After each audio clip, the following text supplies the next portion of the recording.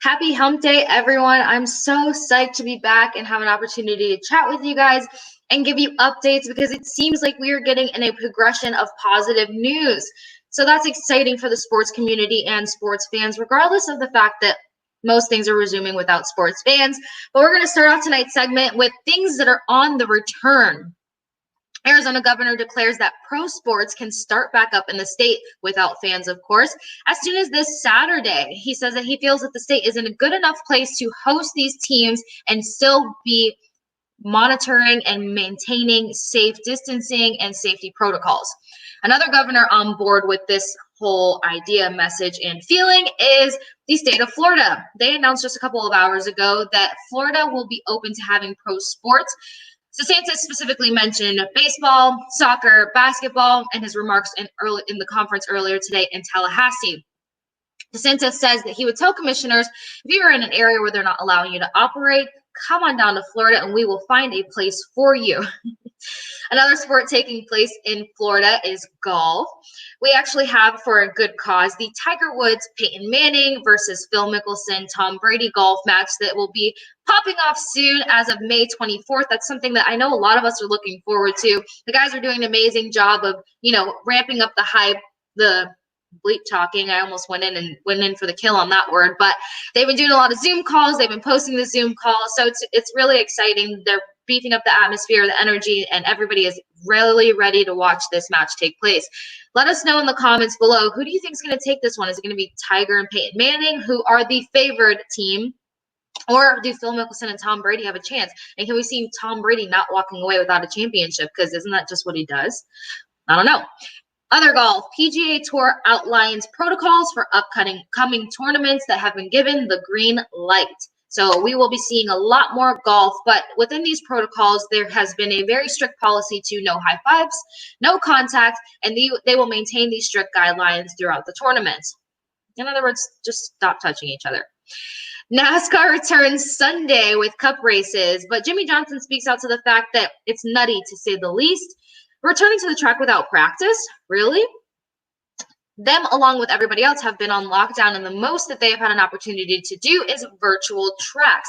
When you are operating a vehicle at the speed that they're operating at on the tracks that they are operating on, I would say that I'd be skittish too to just dive right back into it. So Johnson basically said it will be interesting to see how these races play out on Sunday, but nonetheless, most of these guys are just happy to have an opportunity to be back.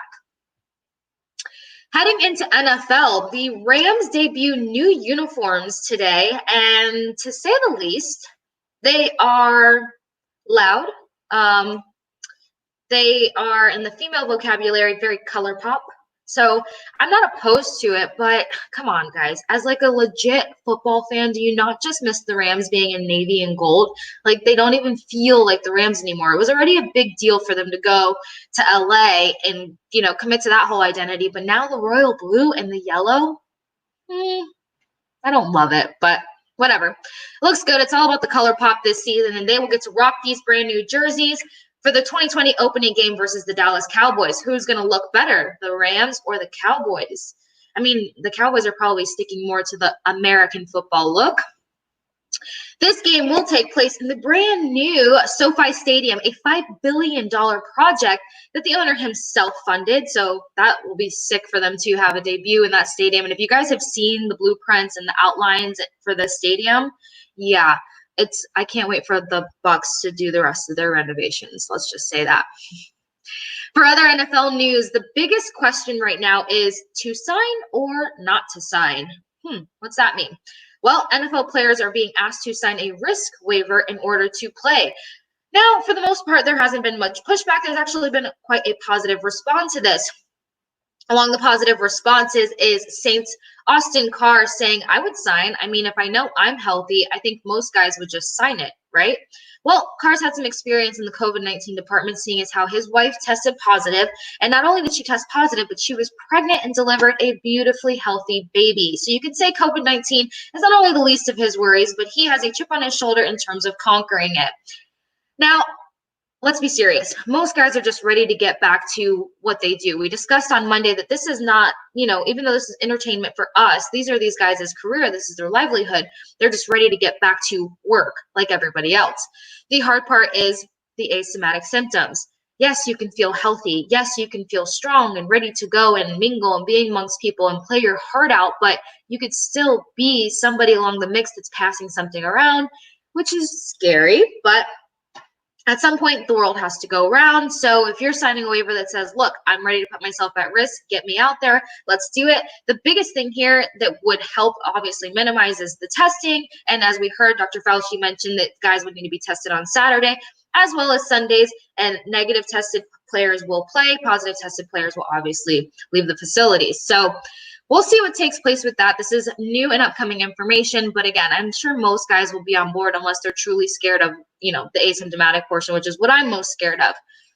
Now, we had the pleasure and opportunity to hop on a press conference call with Bucs cornerback Sean Murphy-Bunting. That name should sound a bit familiar to you, especially if you watch the Tampa Bay Bucs, because in his rookie debut, he had 37 tackles, 1 sack, 1 forced fumble, and 3 interceptions, on top of being the 39th pick of the 2019 draft. So we got some good information out of Murphy-Bunting today. He's mentioned a lot in previous conversations, in his rookie debut and conversations that have taken place throughout the season and postseason, how important offseason is, especially as a rookie. When you get here, your focus is learning. Like, you have to reformulate yourself to this new team that you've just become a part of. Depending on where you played college ball, depending on the system that you knew in college and the system that you're forced to play in the NFL, the pace of the league, we know all the semantics that go into it. So offseason is obviously a key piece to getting situated in the NFL. We know under these circumstances, it's going to be very different. So he was asked, how and hard is it going to be for these new guys, this new rookie class coming in and learning from a virtual standpoint? Honestly, he said it's going to be really hard, but what they can take advantage of is how many guys they will have an opportunity to talk to on online meetings. Not only did he mention that you'll have an opportunity to talk to more guys on the team, pick their brains, just really dive in deep. He said, I'm willing to help. Call on me. I have no problem. I know what it's like to be a rookie, seeing as how I was in their shoes just last year. And I know how hard it is to want to reach out to these guys, but everybody has such key information that you cannot get enough of it. So chat with the boys, ask for help. The bottom line is to stay committed to learning. Now, he obviously had his rookie debut this past 2019 season, and he was asked, what is something that the Bucs can do more of? He said, in order to be a dominant defense, we have to get more turnovers. In order to be that savvy secondary that the Bucs are known for, the key will be getting those turnovers this season, and he thinks that him as well as the rest of the defense are all on the same page with that note. Now, what stood out to him during his performance and his rookie debut, he said he needs to be more consistent early on. He doesn't need to wait until he gets further into the game to start making an impact. So he had to adapt to that. Now, in order to be that person that picks up faster in the game and be more consistent throughout the game, he said he's been watching a lot of film. He wants to really key in on these top quarterbacks in the league, read their eyes, and learn their disadvantages. There's been conversation as to what position he will be taking more snaps at. He says, it's whatever Coach Bells is more comfortable with me doing. I'm really up for whatever. Now, what makes him a dominant person in the secondary is the fact that he has a solid feel for the ball. He played center fielder in baseball, actually. So he has an eye for the ball as well as a comfort in grabbing balls. He works on the jug machine a lot, he said. And he's like, in order to translate this, these workouts, these practices, this eyesight to making interceptions in the secondary, you really have to get comfortable with getting your hands on the ball. You can tell that he loves dishing out good information. You can tell that he likes to dive into that next set of knowledge and, what can he do better to depict and be more analytical in the secondary. And guys, if you have a solid secondary, we know that in those tight games, it really is your defense that gets you through. It's those interceptions with 32 seconds left on the board that, change the whole phase of the game. It's so exciting to watch, and it really is a game changer. He said he loves the fact that these coaches actually do have a lot of trust and confidence in this young Bucs defense. We saw them do a lot of great things this past season, guys. They were actually one of the top defenses in the league, and a lot of our games came down to defense winning it for us. So just imagine having that consistency on the offensive side of the ball and them stepping it up even that much more on the defensive side of the ball. I mean, this is a team to watch. And what makes it even more exciting is now when he goes to practice, he's practicing against Tom Brady. What a better way to have an iron sharpen iron mentality. He's going to be going up against the best, learning against the best, and reading the best. I'm sure he's going to get that much better. what his day looks like in terms of staying in shape and just his quarantine schedule. He wakes up and does yoga at 9:30. Then he runs over to his garage to do his workout on the team app that the strength and conditioning coaches use to keep in touch with all these guys and whip them in quarantine shape. Then they do their split body workout, upper body, lower body, speed training, and Monday through Thursday is virtual meetings at 5 p.m. We closed out this press conference asking, what teams are you looking forward to the most this season? He's like, look, I got one team in mind. We get to play the Chiefs. And what better way to get that next mark of your career than to pick off one of the most progressive quarterbacks in the league, Patrick Mahomes. Duh, everybody wants to see this. I can't wait for Bucs versus Chiefs. We're super excited for the upcoming 2020 season, and it looks like we're making some pretty solid strides in seeing sports come back to us. So I cannot wait to get more information on this waiver situation and, if guys are really just going to be on board with this. Stay tuned with us, guys, for this quick commercial break, and we come back with NBA updates. At Duke Energy, we deliver electricity and so much more, like free home energy assessments, rebates for energy-saving improvements, payment options to help you better manage your budget, and even bill credits for helping the community use less energy. So no matter what you're doing, we can help you make better energy choices every day. It's just another way we bring power to your life. How much can you save? All right, guys, welcome back. So for our NBA updates, it's kind of been a little bit of back and forth. A couple of days ago, most guys were on the whole page of just scrap the season. Like it was just too much work, too much effort. And not to mention is that there was much talk about the fact that any season that could take place at this point would have a giant asterisk next to it. In other words, whatever champion becomes a champion, we don't know if they really earned it. We don't know if they're really the champion. Well, that kicked up a lot of dust, but they went from just scrap the season, according to Shaq. He doesn't agree with them trying so hard to resume, and he agrees along that asterisk line. But aside from that, they're actually gaining a lot of momentum on their return.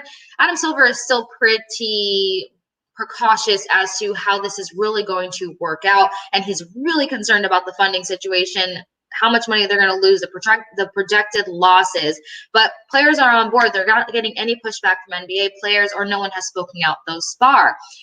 Now, in order to get Silver fully on board, he just takes it all back down to testing. He'd feel more comfortable if he knew that they can get the testing done so that they can make sure that the majority of the people coming in and out of the building are not carriers of this virus and that they are not contributing to the spread, regardless of the asymptomatic situation we keep talking about.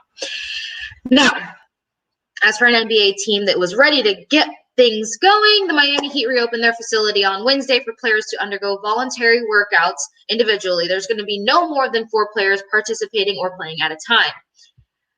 We got some good news regarding the MLB on Monday to the fact that they're, for the most part, it's nearly set in stone that spring training 2.0 will take place mid-June, and the new opening day date will be in July, around July 4th.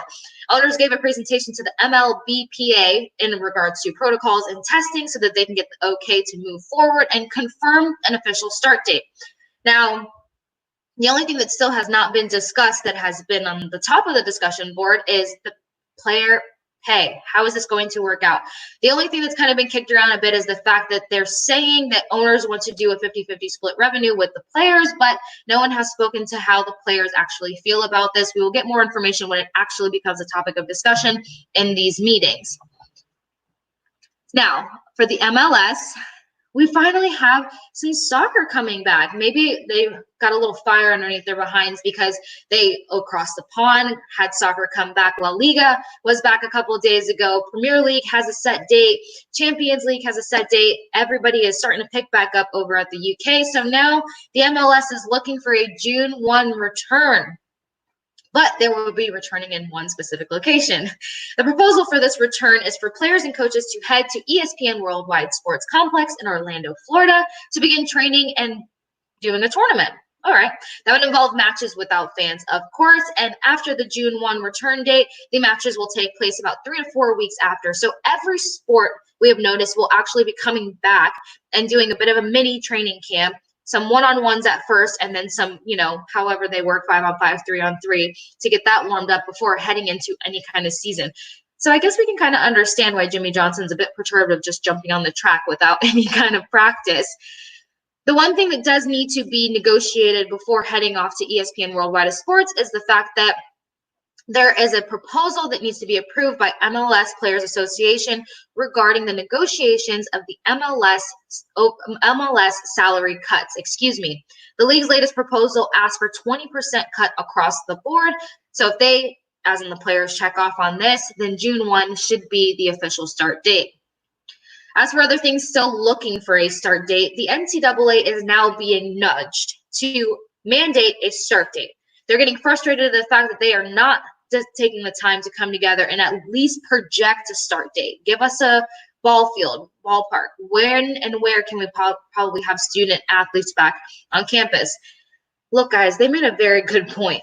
If there's no students on the campus, they want no athletes or games on the campus. No athletes, no games, no practice. Because the bottom line is that you cannot drill in these guys' head that you are a student athlete, student first, and then give them the athletic accessibilities, getting, in certain areas above others or doing things before anything is ready. And the NCAA is standing by that.